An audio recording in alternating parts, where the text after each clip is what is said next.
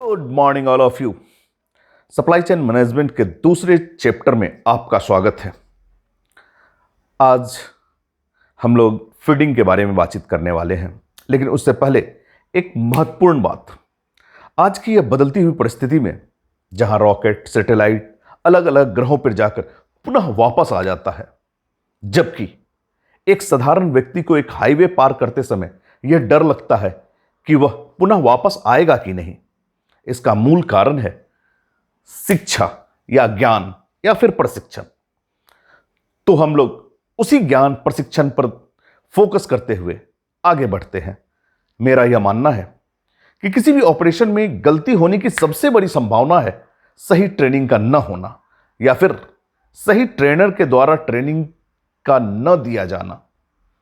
आज ज्यादातर लोग अपने अनुभव के आधार पर नहीं, केवल इंफॉर्मेशन के आधार पर कार्यों का संपादन करते हैं, जिसका परिणाम आपके सामने है।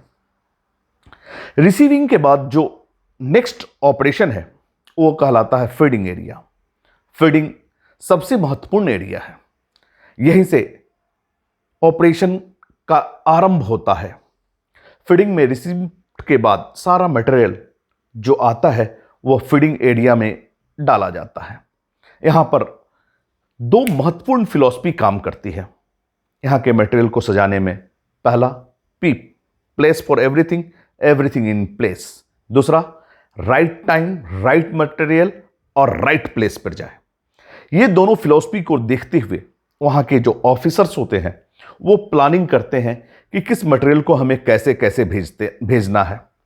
इस प्लानिंग को करने के लिए जो शिफ्ट इंचार्ज होते हैं वहां के या फिर फीडिंग के जो एरिया ओनर होते हैं वो प्लानिंग करते समय 7 भागों को या 7 पॉइंट्स को अपने दिमाग में रखकर इस कार्य का संपादन करते हैं। किस मटेरियल को ऑपरेशन के लिए भेजना है, इसके लिए सबसे पहले वह यह देखते हैं कि वास्तव में मेरे स्टोर में कितना लोकेशन खाली है या फिर कितनी जगह है जहां पर हम अपने मटेरियल को भेजूं तो वह सही स्थान पे जाकर रखा जा सकता है। दूसरा चीज, जब भी ये प्लानिंग करते हैं तो ये सबसे पहले ये स्थिति को देखते हैं कि मेरे पास जो भी मटेरियल है क्या उसका पैकिंग मटेरियल है, उसकी साथ जो लगने वाली बैग्स हैं, VCI बैग या फिर पैकिंग मटेरियल या फिर MRP या फिर ID, ये क्या समुचित मात्रा में उपलब्ध है। यदि हां तो फिर आगे बढ़ते हैं। उसके बाद वह देखते हैं कि जो भी मटेरियल मेरे पास है क्या वास्तव में सेलेबल कंडीशन में है, इसमें कोई क्वालिटी एरर तो नहीं है। अगर एरर होता है तो वैसी स्थिति में वह उस मटेरियल को तुरंत क्वालिटी डिपार्टमेंट में भेज देते हैं। फिर वह चेक करते हैं जो मटेरियल मैं काम करने जा रहा हूं क्या इसमें किसी भी प्रकार का सिस्टम एरर तो नहीं है या फिर इसके अंतर्गत मास्टर में कोई प्रॉब्लम तो नहीं है। और अगर किसी भी प्रकार का समस्या नहीं है तो फिर वे नेक्स्ट पॉइंट में इन करते हैं। इसके तहत उनका सबसे पहला फोकस होता है कि हम अपने मटेरियल को फीफो के आधार पर अंदर भेजें। फीफो कहने का मतलब जिस मटेरियल का GRN पहले हुआ है उसे वह पहले भेजना चाहते हैं या फिर उसे पहले भेजते हैं।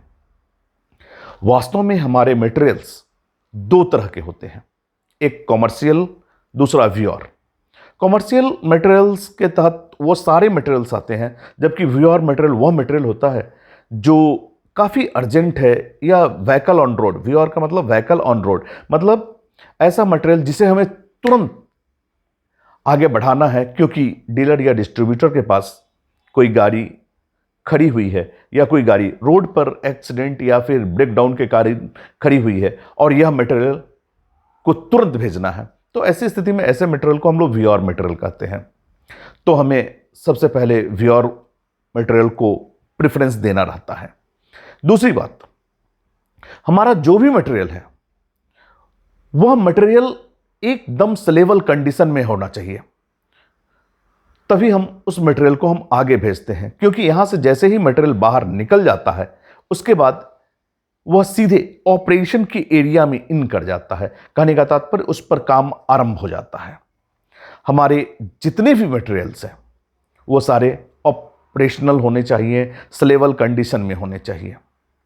हमें वहाँ मटेरियल देते समय कुछ महत्वपूर्ण बिंदुओं को ध्यान रखना होता है। जैसे ही हम इन सारे मटेरियल्स को, जो पॉइंट्स 7 पॉइंट्स मैंने बातचीत किया, उसके अनुसार प्लानिंग कर लेते हैं, उसके बाद उस मटेरियल को हम एक पैलेट्स पे रखते हैं, अलग अलग पैलेट्स पर अलग अलग मटेरियल को रखते हैं। उसे समय हम लोगों को कुछ बातें जो मुख्य हैं उसे ध्यान देना होगा। हमें हमेशा ही एक पैलेट पर 2 अलग अलग पार्ट्स को रखना होता है। कोशिश तो करेंगे हम एक पार्ट एक ही पैलेट पे जाए। यदि यह संभव नहीं हो पाता तो ऐसी स्थिति में एक पैलेट पर 2 या 3 पैलेट मटेरियल्स को हम डाल सकते हैं, लेकिन ध्यान रखें उसके साथ कभी भी सिमिलर लुकिंग पार्ट्स नहीं होने चाहिए, LHRH पार्ट नहीं होने चाहिए। उनके साथ कभी भी ऐसे मटेरियल को न डालें कि एक दूसरे के साथ मिक्स हो जाए, या फिर ऐसे मटेरियल्स को हम न डालें जिसे हम ऑपरेशन एरिया में जाने के बाद उसे देखकर पहचानने में मुझे दिक्कत होने लगे। कहने का मतलब सिमिलर लुकिंग पार्ट्स नहीं होना चाहिए। हर एक पार्ट अगर एक पैलेट पर हम डालते हैं 2 या 3, तो हमें हमेशा ध्यान रखना होगा कि मैंने जो भी पार्ट्स पैलेट्स पे रखा है वो ठीक ढंग से सेग्रीगेट है, अलग अलग है, एक दूसरे के साथ मिक्स नहीं कर रहा है। उसके बाद यह मटेरियल फीडिंग एरिया से ऑपरेशन में इन करता है। ऑपरेशन में जो मटेरियल को लेके जाते हैं फीडिंग के ऑफिसर ही होते हैं, वो अपने एसोसिएट्स के द्वारा इन सारे मटेरियल को ऑपरेशन एरिया में इन कराते हैं। इस इन कराते समय जो हमारे एसोसिएट्स हैं ये देखते हैं कि किस एरिया में किस मटेरियल को डालना है। यदि कोई मटेरियल कन्वेयर का है तो उसे कन्वेयर पे डालेंगे, कोई मटेरियल अगर हेवी टेबल का है तो उसे हेवी टेबल पर डालेंगे, या फिर कोई एयर बैग या एयर सीलिंग मशीन का मटेरियल है तो उसे रिस्पेक्टिव एरिया में ही डालेंगे। क्योंकि यदि आप इधर का मटेरियल उधर करते हैं तो वैसी स्थिति में पैकेट तो आपको निकल जाएगा, लेकिन पैकेट पर पर्सन में काफ़ी इम्पैक्ट आएगा। इसलिए हमेशा ही अपने मटेरियल को जो उसका डेडिकेटेड प्लेस है, जैसे मशीन का है, कन्वेयर का है, हेवी टेबल का है या फिर रेगुलर टेबल का, वहाँ पे उसे डालते हैं। आपके एरिया में अक्सर 2 या 10 या 15 as per requirements operation area बने होते हैं, जहाँ पर कुछ रेगुलर टेबल होते हैं जहाँ पर पैकेट पर्सन लगभग 800 से ऊपर है। तो वैसी स्थिति में हम जब मटेरियल डालेंगे तो सबसे पहले यह ध्यान रखेंगे कहाँ का लोकेशन खाली है। जिस स्थान पर मटेरियल नहीं है वहीं पे हम उस मटेरियल को डालेंगे। मटेरियल को डालते समय हमेशा ध्यान रखेंगे कि कोई मटेरियल एक दूसरे से मिक्स ना हो। मटेरियल डालने का एक स्पेशल नियम है। जैसे हम जहां काम करते हैं तो एक तरफ राइट साइड में हम मटेरियल फीड करते हैं और लेफ्ट साइड से आउट होता है, मतलब इन आउट। जिधर एक तरफ से मटेरियल, एक लाइन जो होगा वो केवल मटेरियल इन करने के लिए होगा, और इन करने के बाद ऑपरेशन के बाद सीधे आउट। कभी भी इन और आउट दोनों मटेरियल को एक साथ न रखें, वैसे स्थिति में कंफ्यूजन उत्पन्न हो जाता है। यही है फीडिंग एक्टिविटी। फीडिंग आपका जितना अच्छा रहेगा उतना ही अच्छा आपका ऑपरेशन होगा, फीफो मेंटेन रहेगा और किसी भी प्रकार का समस्या उत्पन्न नहीं होगी। ध्यान रखें, किसी भी मटेरियल को अंडर 24 आवर आपके ऑपरेशन एरिया से निकल जाना चाहिए।